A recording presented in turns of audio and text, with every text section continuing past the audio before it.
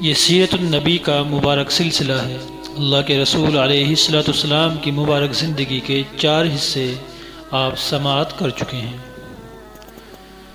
اللہ کے رسول علیہ السلام کو مالک کا پرچار کرنے، اللہ کا راستہ بتانے، لوگوں کو سیدھے راستے کی طرف بلانے میں بہت ادھک پریشانیوں کا سامنا کرنا پڑا، اور سامنا کیوں نہ کرنا پڑتا، اس لیے کہ آپ علیہ السلام کا کام تو بہت اونچا تھا۔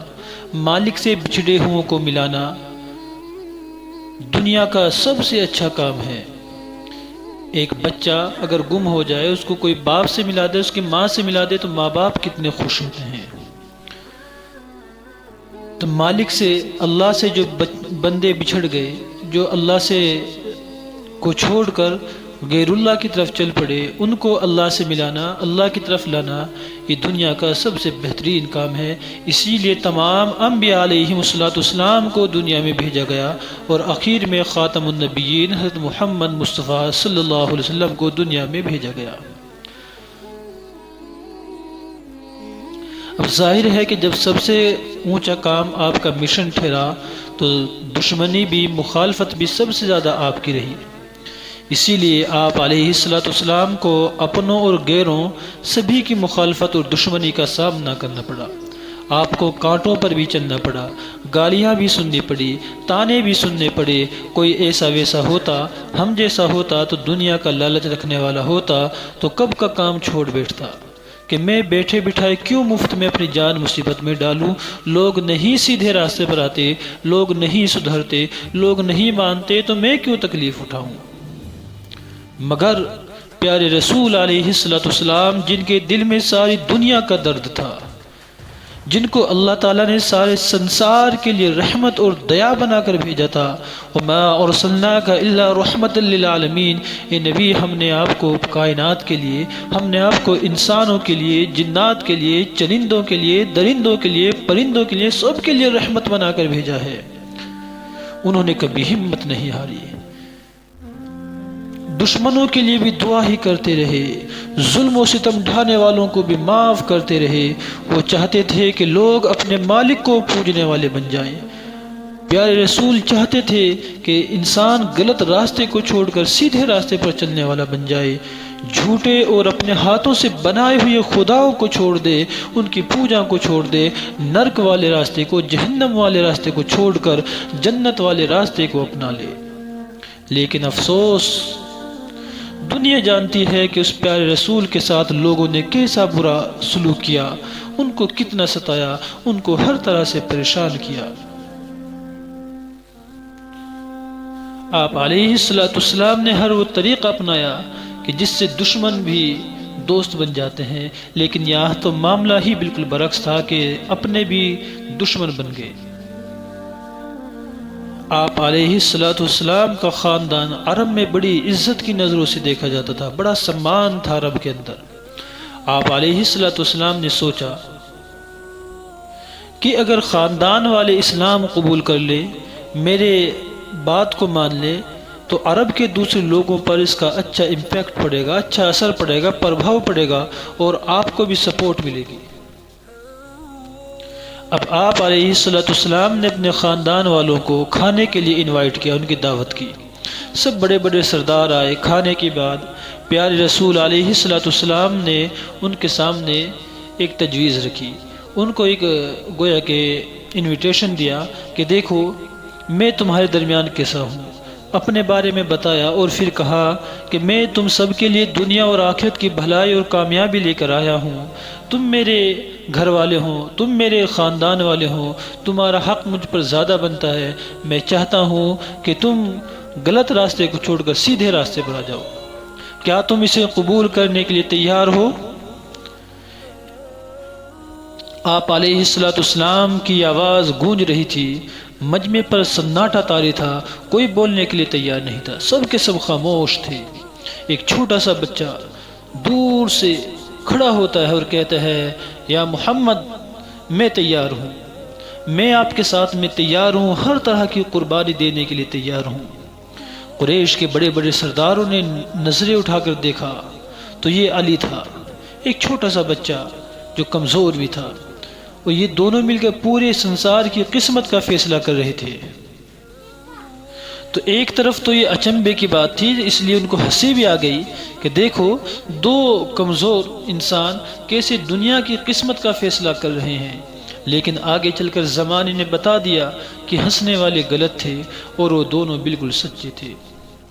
دو بار بڑی امید کے ساتھ آپ علیہ السلام نے اپنے خاندان والوں کی، اپنے رشتہ داروں کی دعوت کی، ان کو کھانے کے لیے انوائٹ کیا، اس امید پر کہ وہ میری بات کو سنیں گے، ہو سکتا ہے وہ میری بات کو مانیں اور میرے مشن میں میرا ساتھ دیں۔ لیکن دونوں بار ہی آپ کو آپ کے خاندان والوں کی طرف سے مایوسی ہوئی، لیکن خدا کے کاموں کے سیکرٹ، ان کے راز کو کون جان سکتا ہے؟ جب خاندان نے ہی ٹھکرا دیا تو اب الزام لگانے والوں کے لیے یہ بات بھی نہیں رہی کہ کوئی کہہ دے کہ خاندان کے ساتھ مل کر زبردستی لوگوں کو مسلمان بنا لیا، کہ آپ کا خاندان تو بڑا معزز تھا، بڑا محترم تھا، بڑا سمان والا تھا، اس لیے آپ نے اپنے خاندان والوں کے ساتھ مل کر عرب کے لوگوں پر دباؤ ڈالا اور ان کو مسلمان کر لیا۔ تو یہ بات بھی خداوند قدوس نے یہ الزام بھی سر سے ختم کر دیا اور فرما دیا کہ جس کا خاندان خود اس کا دشمن ہو، جس کا خاندان خود اس کا ساتھ نہ دیتا ہو، تو بھلا وہ سمجھانے کے علاوہ کسی پر کیا زبردستی کر سکتا ہے؟ اس کو تو اس کے خاندان والوں نے ٹھکرا دیا۔ تم کیسا یہ الزام لگاتے ہو کہ محمد نے، مسلمانوں نے زبردستی اسلام کو پھیلایا ہے؟ ارے عقل کے دشمنوں سوچو تو صحیح، اپنی جان کے دشمنوں سوچو تو صحیح کہ جس کا خاندان اس کا ساتھ نہیں دیتا ہے وہ عرب کو کیسے زبردستی مسلمان کر سکتا تھا؟ میرے نبی نے لوگوں کو سمجھانے میں کوئی کسر نہیں چھوڑی، یہاں تک کہ ہمیں خود کہنا پڑا کہ نبی جی اپنی جان پر رحم فرمائیے۔ اب خاندان والوں کو آپ علیہ السلام کے مشن کے بارے میں پتہ چل چکا تھا، آس پاس میں بھی لوگوں کو پتہ چل گیا اور یہ چرچا پھیلنے لگی۔ اب پیارے رسول علیہ السلام چھپ چھپ کر کام کرنے کی بجائے کھلے عام لوگوں کو بتانے لگے۔ ایک دن آپ صفا پہاڑی پر آئے اور زور سے لوگوں کو آواز لگائی، جیسے کسی اہم اور مہتوپورن خبر کے بارے میں بتانا چاہتے ہو۔ جس نے سنا صفا پہاڑی کی طرف چل پڑا۔ ایک نے دوسرے سے کہا کہ نہ جانے آج کیا اہم خبر ہے، کیا امپورٹنٹ خبر ہے کہ محمد آج لوگوں کو پکار رہے ہیں، شاید کوئی خاص بات ہے، چلو چل کر دیکھتے ہیں۔ لوگوں کی ایک بڑی بھیڑ تھی جو اکٹھی ہو گئی صفا پہاڑی کے پاس۔ سب حیران تھے کہ نہ جانے کیا خبر ہے، سناٹے کا سما تھا۔ اچانک پیارے رسول علیہ السلام کی پیاری آواز کانوں میں پڑی، لوگو یا ایھا الناس، دیکھو میں پہاڑ کے اوپر سے دونوں طرف دیکھ سکتا ہوں، تمہیں بھی دیکھ رہا ہوں اور اپنے پیچھے کیا ہے وہ بھی دیکھتا ہوں۔ اچھا میری ایک بات سنو، مجھے ایک جواب دو، اگر میں تم سے یہ کہوں کہ دور سے دشمنوں کی فوج حملے کے لیے آ رہی ہے، کیونکہ میں کھڑا ہو کر دیکھ رہا ہوں، میں پہاڑ کے اوپر ہوں، تو کیا تم میری بات کا یقین کرو گے؟ لوگوں نے جب محمد علیہ السلام کی یہ بات سنی، آپ کا یہ سوال سنا، تو سب نے ایک ساتھ چیخ کر کہا، زور سے کہا، اے محمد، آپ جیسا سچا آدمی ہم نے نہیں دیکھا۔ آپ جیسے سچے آدمی کی بات بھلا کوئی کیسے جھٹلا سکتا ہے؟ کوئی پاگل ہوگا، کوئی دیوانہ ہوگا، کوئی مجنون ہوگا جو آپ جیسے سچے آدمی کی بات کو جھٹلا دے۔ ہم نے تو کبھی آپ کو جھوٹ بولتے ہوئے نہیں پایا، ہم نے کبھی اس بات کا ذائقہ ہی نہیں چکھا، ہمارے کانوں نے کبھی یہ سنا ہی نہیں کہ آپ نے کبھی جھوٹ بولا ہو، مذاق میں بھی آپ نے کبھی جھوٹ نہیں کہا۔ تو پیارے رسول علیہ السلام نے جب دیکھا کہ ہاں سب لوگ مجھے سچا مانتے ہیں، میری بات ماننے پر ایگری ہیں، اگر میں کوئی میسج دوں، کوئی خبر دوں، اس کو ایکسیپٹ کرنے پر آمادہ ہیں، تو آپ علیہ السلام نے پیارے انداز میں فرمایا، واہ اے لوگو سنو اور جان لو کہ تم کو مرنے کے بعد خدا کے سامنے اپنے کاموں کا حساب دینا ہے۔ اے قریش، جیسے تم دنیا کی چیزوں کو دیکھ رہے ہو، میں اسی طرح مرنے کے بعد آخرت کو دیکھ رہا ہوں۔ اس لیے اپنے آپ کو دوزخ سے بچاؤ، اپنے آپ کو نرک سے بچاؤ، اس آگ سے بچاؤ جس کا ایندھن انسان اور پتھر ہوں گے۔ ابو لہب نے یہ سن کر کہا، جو آپ کا چچا بھی تھا، کہ تمہارا ناس ہو جائے، اے محمد، کیا اسی کام کے لیے تم نے ہمیں اکٹھا کیا تھا؟ کیا اسی لیے تم نے ہمیں یہاں پر بلایا تھا؟ ہم نے سارے کاموں کو چھوڑ کر، سارے تقاضوں کو چھوڑ کر تمہاری بات سننے کے لیے آئے، اور تم نے فضول سے اور بیکار سے بات بتائی اور یہ بیکار سا پیغام اور میسج دیا۔ تمہارا ناس ہو جائے محمد، نعوذ باللہ، کیا تم نے اسی لیے ہمیں بلایا تھا؟ اب اللہ کے رسول علیہ السلام نے اس کو کوئی جواب نہیں دیا، لیکن محمد صلی اللہ علیہ وسلم کا محبوب، آپ کا رب کیسے خاموش رہتا کہ جب اس کے حبیب کو کوئی برا کہتا تھا تو آپ اللہ رب العزت نے قرآن کریم میں وہ الفاظ بیان کر دیے کہ قیامت تک ابو لہب کو بد دعا ملتی رہے گی۔ اے ابو لہب، تو کیا میرے نبی کو بد دعا دیتا ہے؟ تو کیا میرے نبی کو کوستا ہے؟ سن، تبت یدا ابی لہب وتب ما اغنى عنه ماله وما کسب۔ ابو لہب برباد ہو اور وہ برباد ہو چکا۔ اب یہاں سے اس واقعے میں ایک اہم بات جو ہمیں ملتی ہے وہ میڈیا کا استعمال اور اللہ کے رسول علیہ السلام کی سنت ہے۔ دیکھیں، میڈیا آج کے زمانے میں ایک بڑا ہتھیار ہے جس کو دشمنان اسلام ایک پروپگنڈا پھیلانے کے لیے میڈیا کو بطور بہت زیادہ استعمال کرتے ہیں۔ یہودی پروٹوکولز میں یہ بات شامل ہے، ان کے بلکہ مشنوں میں سے ایک اہم مشن ہے، ایک اہم ٹارگٹ ہے کہ میڈیا پر قبضہ کرنا ہے، میڈیا پر کنٹرول کرنا ہے۔ آپ علیہ السلام نے اس کی اہمیت کو واضح فرما دیا، امت کے سامنے اس کی اہمیت کو بتلا دیا۔ صفا پہاڑی جس پر آپ علیہ السلام کھڑے ہوئے تھے، اس سمے کا یہ بہترین میڈیا تھا، یعنی میڈیا کے جو ذرائع تھے سب سے بہترین اس وقت کا میڈیا اپنی بات پہنچانے کے لیے یہ صفا پہاڑی تھی۔ پیارے رسول علیہ السلام نے دنیا کو یہ سبق دیا کہ صحیح کام کے لیے آج کے دور میں میڈیا کا استعمال کرنا غلط نہیں ہے، بلکہ یہ سنت نبوی علیہ السلام ہے۔ لیکن اتنا یاد رہے کہ صفا پہاڑی پر کھڑے ہوتے تھے تو عربوں کا رواج تھا کہ وہ اپنے کپڑے پھاڑ لیا کرتے تھے، ننگے ہو جاتے تھے، سطر کھل جاتے تھے۔ لیکن آپ علیہ السلام صفا پہاڑی پر تو کھڑے ہوتے ہیں، اس میڈیا کو تو استعمال کرتے ہیں، لیکن یہ ناجائز کام نہیں کرتے، آپ اپنے کپڑوں کو نہیں پھاڑتے۔ آپ نے آنے والے انسانوں کو، آپ نے اپنے فالوورز کو، آپ نے اپنے ماننے والوں کو، آپ نے امت مسلمہ کو یہ ہدایت دی اور یہ سبق دے دیا، یہ سبق پڑھا دیا کہ دیکھو، میڈیا کو تو استعمال کرنا ہے لیکن غلط طریقے پر استعمال نہیں کرنا ہے۔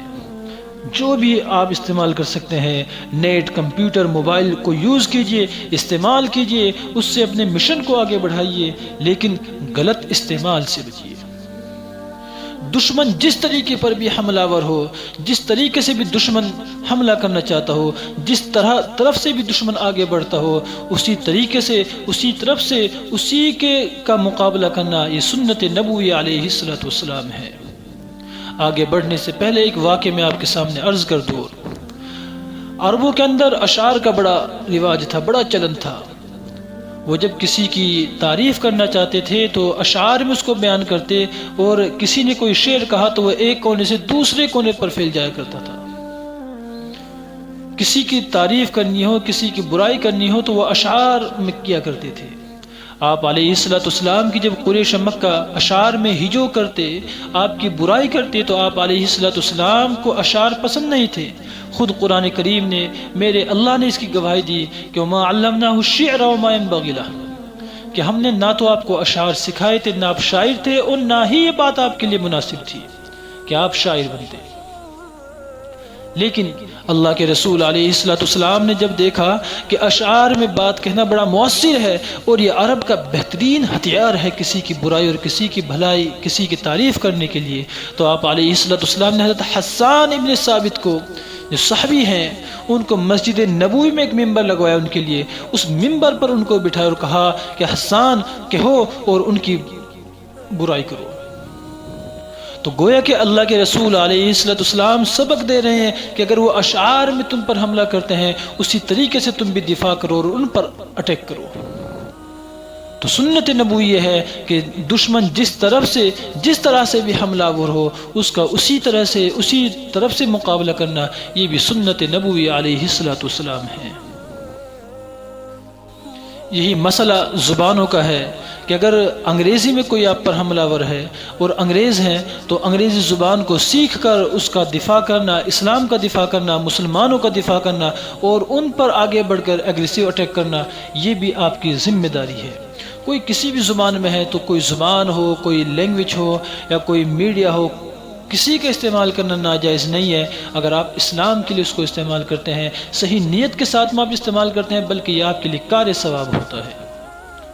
تو آپ علیہ السلام نے سب سے پہلے دنیا میں میڈیا کی اہمیت کو بتایا کہ صفا پہاڑی پر کھڑے ہو کر اپنے سب سے پہلے میسج کو مکے والوں کو بھیجتے ہیں کہ دیکھو میں کس مشن کے لیے دنیا میں آیا ہوں، لیکن ساتھ ساتھ میں آپ نے بتا دیا کہ میڈیا کو غلط استعمال نہیں کرنا ہے، کپڑوں کو پھاڑنے سے آپ نے اپنے آپ کی احتیاط کی۔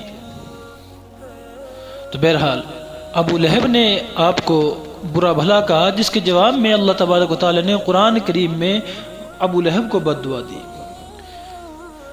آپ علیہ السلام کی بیٹیوں کو بھی اس مشن کے لیے چھوڑ دیا گیا، ان کو طلاق دے دی گئی، لیکن آپ علیہ السلام اپنے مشن سے نہیں ہٹے۔ پیارے رسول علیہ السلام کی 4 بیٹیاں تھیں۔ نبی بننے سے پہلے ہی آپ نے اپنی 2 منجلی بیٹیوں حضرت رقیہ اور حضرت ام کلثوم کا نکاح ابو لہب کے دونوں بیٹوں عتبہ اور عتیبہ سے کر دیا تھا۔ نکاح کے سمے دونوں بچیاں چھوٹی تھی، اس لیے نکاح ہوا تھا، رخصتی نہیں ہوئی تھی۔ اب جب آپ نے نبی ہونے کا اعلان کیا اور بتوں کی پوجا چھوڑ کر ایک پیدا کرنے والے مالک کی پوجا کرنے کو کہا، ایک اللہ وحدہ لا شریک کی عبادت کرنے کے لیے کہا، تو مکے والوں کے ساتھ ساتھ ابو لہب بھی آپ کا دشمن ہو گیا۔ آپ کو تکلیف پہنچانے کے لیے اس نے ہر وہ طریقہ اختیار کیا جو کیا جا سکتا تھا۔ اس کے دونوں بیٹوں کے ساتھ جو آپ علیہ السلام کی بیٹیوں کا نکاح ہو چکا تھا، اس نے اپنے بیٹوں پر دباؤ ڈالا اور آپ علیہ السلام کی دونوں لڑکیوں کو طلاق دلوا دی۔ لیکن قربان جائیے آپ علیہ السلام پیچھے نہیں ہٹے۔ مشہور ہے، کہتے ہیں کہ انسان ہر ایک کا مقابلہ کر سکتا ہے لیکن اولاد کے سامنے جھک جاتا ہے، اولاد کی پریشانی کو دیکھ کر پریشان ہو جاتا ہے۔ لیکن قربان جائیے میرے نبی پر، آپ علیہ السلام پر، کہ جن کے دل میں اللہ کی محبت کے علاوہ کچھ نہیں تھا، سب سے پہلے اللہ کی مرضی اور اللہ کا حکم تھا۔ آپ نے اپنی بیٹیوں کو طلاق دلوانا گوارا کیا، لیکن آپ اپنے مشن سے ایک قدم بھی پیچھے نہیں ہٹے۔ ابو لہب پیارے رسول علیہ السلام کا پڑوسی تھا لیکن بڑا دشمن تھا، اور آپ کا بہت ہی زیادہ گویا کہ دشمن تھا۔ کہیں سے آتا تو راستے کی گندگی اٹھا کر لاتا اور آپ کے دروازے پر ڈال دیتا۔ ابو لہب کی بیوی ام جمیل آپ کے راستے میں کانٹے ڈال دیتی۔ پیارے رسول علیہ السلام سب کو پیار سے بانٹتے تھے، سب کو پیار کرتے تھے، کسی کا برا نہیں چاہتے تھے، بس اتنا کہتے، اے عبد المطلب کی اولاد، اے میرے چچا ابو لہب، کیا پڑوسی ایسے ہی ہوتے ہیں کہ پڑوسی کو پریشان کیا جائے؟ میرے نبی کی تو شاندار تعلیم یہ ہے کہ اگر تمہارا پڑوسی تم سے پریشان ہے تم مومن نہیں ہو سکتے۔ تمہارا پڑوسی بھوکا ہے اور تم پیٹ بھرے ہوئے ہو، تم مومن نہیں ہو سکتے۔ تو اللہ کے رسول علیہ السلام کہتے تھے، اے عبد المطلب کی اولاد، تم میرے دروازے کے سامنے کانٹے ڈال دیتے ہو، تم گندگیاں میرے دروازے کے سامنے ڈال دیتے ہو، میرے گھروں میں بھی ڈال دیتے ہو، میرے راستے میں بھی ڈال دیتے ہو۔ کیا پڑوسی ایسے ہی ہوتے ہیں؟